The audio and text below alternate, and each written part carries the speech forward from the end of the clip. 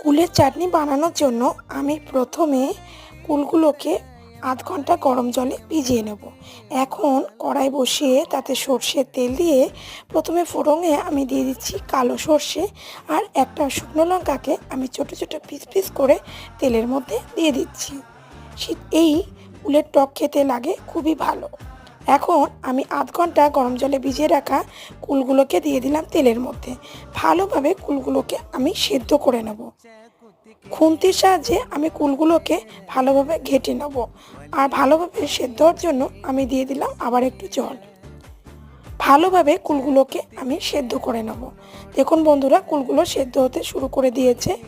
সব শেষে আমি দিয়ে দিচ্ছি এখন হলুদ গুঁড়ো আর লবণ। ভালোভাবে আমি 20 মিনিট কুলগুলোকে সেদ্ধ করে নিচ্ছি। দিয়ে দিলাম চিনি।